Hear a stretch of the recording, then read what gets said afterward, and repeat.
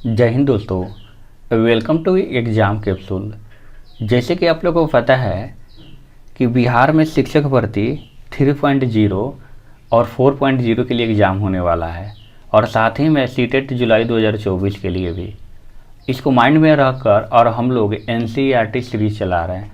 जैसे कि आप देख सकते हैं कि चैप्टर नंबर 1 से स्टार्टिंग किए थे लोग और हम लोग आज 7 नंबर चैप्टर तक आ चुके हैं लोग। ठीक, इसका नोट्स भी मिलेगा आप लोगों को। पहले 100+ व्यू जाने लगेगा वीडियो पे, देन उसके बाद मैं प्रोवाइड कराऊंगा। अगर आप लोग को नोट्स चाहिए तो डिस्क्रिप्शन बॉक्स में लिंक दे दिया हूँ, वहाँ से जाकर विजिट आप लोग कर सकते हैं। तो चलिए यहाँ से देखिए 6 और 7 चैप्टर में लास्ट में मैं अपलोड कर चुका हूँ।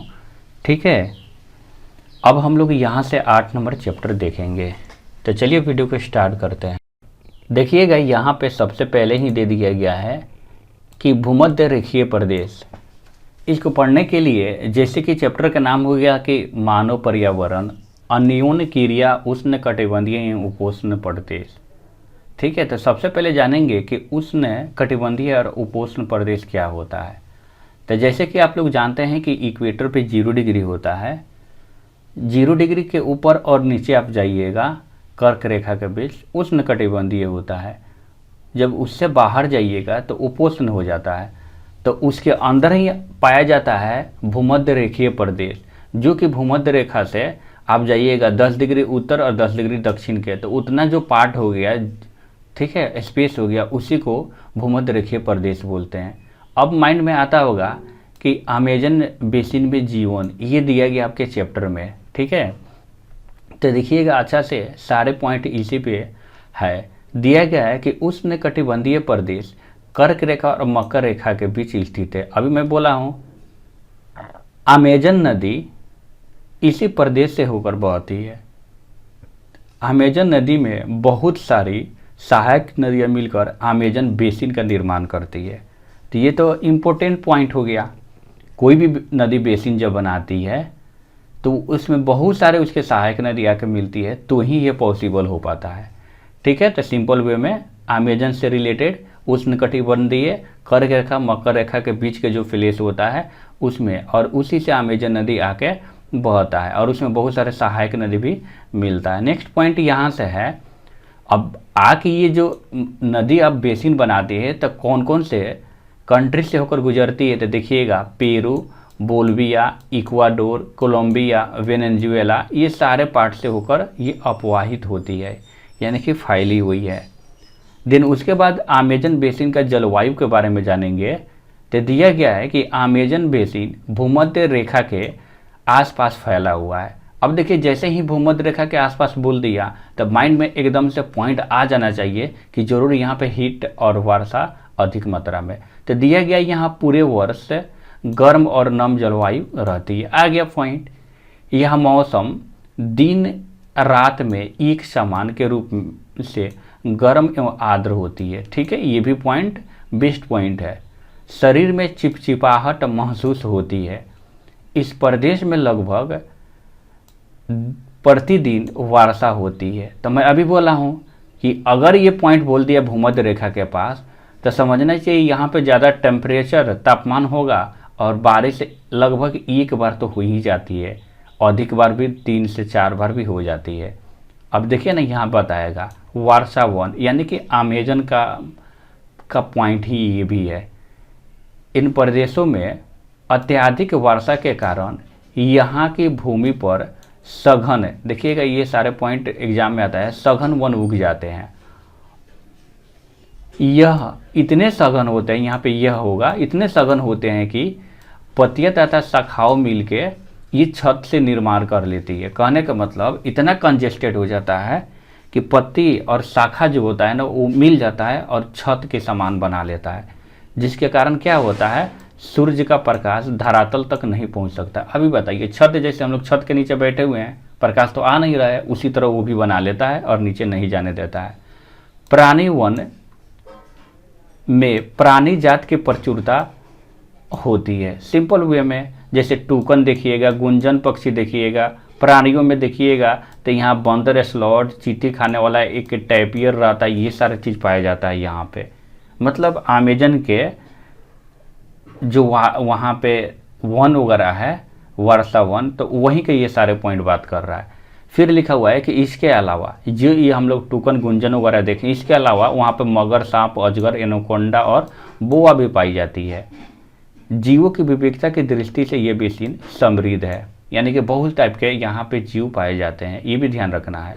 देन उसके बाद दिया गया है कि वर्षा वन के निवासी, यहाँ के लोग छोटे से क्षेत्र में वन के कुछ वृक्षों को काट कर, यहाँ माइंड लगाइएगा, कुछ वृक्षों के काट कर अपने भोजन के लिए फसल उगाते हैं, ठीक है। और यहाँ के पुरुष शिकार करते हैं तथा नदी में क्या करते हैं, मछली पकड़ते हैं, जबकि महिला क्या करते हैं, फसल को ध्यान रखती है। तो देखिएगा कर्तन और दहन के आगे बात करेगा, ठीक है। वैसे हम लोग आगे देख लेते हैं। यहाँ के लोग क्या करता है, वृक्ष को काट देता है और काट के वहाँ पे ज़मीन बना लेता है और वहीं पर फसल करते हैं। यह मुख्यतः टैपियोका, अनानास एवं शकरकंद उगाते हैं यहाँ पे, ठीक है। और यहाँ कर्तन एवं दहन कृषि पद्धति का प्रयोग करते हैं। इनका मुख्य आहार मेनियोक है, जिसको कसावा भी कहते हैं। एक पॉइंट नोट करके रख लीजिएगा कि वहाँ के मुख्य आहार कौन सा है, तो मेनियोक है, जिसे कसावा भी बोलते हैं। कौन सा कृषि पद्धति अपनाते हैं, तो कर्तन और दहन, दिमाग में आपको रखना है। वर्षा वन अत्यधिक मात्रा में घरों के लिए क्या करता है, लकड़ी प्रदान करता है। सिंपल वे में जब वहाँ पे ज़्यादा करके कंजेस्टेड होता है तो लकड़ी आराम से वहाँ से लोग तोड़ के खाने के लिए, खाने बनाने के लिए, घर के लिए लोग यूज करने के लिए ले जाते हैं। यहाँ के लोग पौराणिक तरीके से खेती करते हैं, सिंपल वे में, पहले जिस तरह से करते थे वैसे ही। यहाँ दे दिया गया है क्या 1970 में ट्रांस अमेजन महामार्ग बनने से वर्षा वन के सभी भागों तक पहुंचना संभव हो गया। सिंपल वे में 1970 में ट्रांस अमेजन महामार्ग का मतलब आने जाने का रास्ता जब बन गया तभी वर्षा वन में जाना पॉसिबल हुआ, नहीं तो इतना सघन था कि वहाँ इतना कंजेस्टेड था, वहाँ आर पर जाना या उसमें जाना पॉसिबल नहीं था। जैसे हम लोग अमेजन बेसिन से रिलेटेड सारे पॉइंट पढ़े, अब हम लोग देखेंगे गंगा ब्रह्मपुत्र बेसिन में जीवन, इससे रिलेटेड सारे पॉइंट जान लेंगे। इस चैप्टर से आसानी से हम लोग क्वेश्चन बना लेंगे। दिया क्या है कि गंगा तथा ब्रह्मपुत्र की सहायक नदियाँ मिलकर भारतीय उपमहाद्वीप में गंगा ब्रह्मपुत्र बेसिन का निर्माण करती है। और ये बेसिन उपोष्ण में 10 डिग्री उत्तर से 30 डिग्री, यानी कि कहीं ना कहीं आपका कर नीचे 10 डिग्री से स्टार्ट हो रहा है, कर्क रेखा है ना 23.5 से ऊपर भी जा रहा है, मतलब 10 से लेकर 30 के बीच जो उत्तर अक्षांश होता है उसी के मध्य ये गंगा ब्रह्मपुत्र बेसिन का निर्माण हुआ है। देखिएगा सहायक नदी का बात हुआ है तो घाघरा, सोन, चंबल, गंडक, कोसी, ये सारे नदी आके उसमें मिलती है और अपवाहित होती है।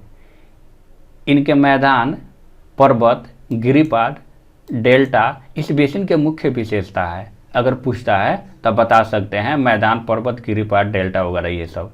यहाँ के जलवायु मुख्यतः मानसूनी है, तो याद रखिएगा ये भारत के बात हो रहा है तो भारत में मानसूनी जलवायु ही है। दोस्तों यहाँ से देखिएगा दिया गया है कि बेसिन क्षेत्र में विभिन्न प्रकार की स्थलाकृतियाँ, सिंपल बात है, स्थलाकृति है ही है, अलग अलग टाइप के देखिएगा, पर्वत, पहाड़ वगैरह सारी चीज़ें यहाँ पे मिल जाते हैं। जनसंख्या के वितरण में पर्यावरण की प्रमुख भूमिका होती है।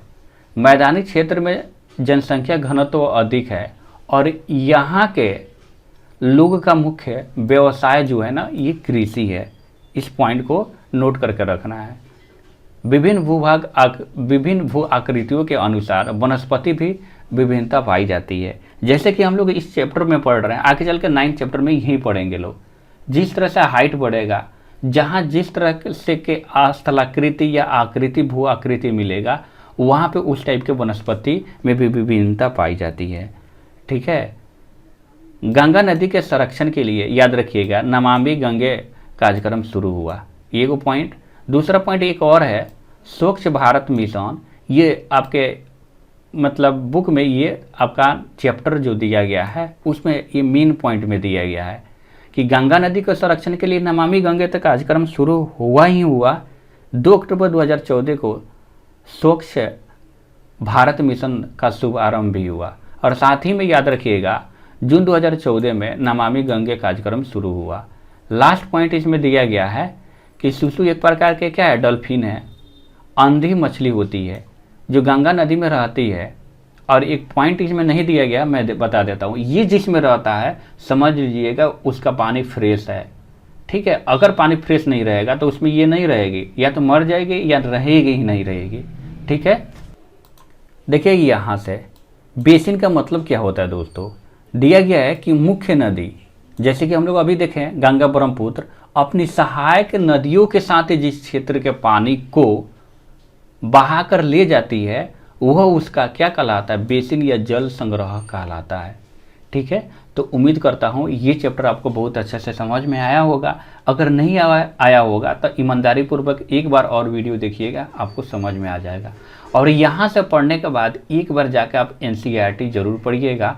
उम्मीद करता हूँ आप एक बार जरूर पढ़िएगा। मिलते हैं नेक्स्ट वीडियो में। Thanks for watching.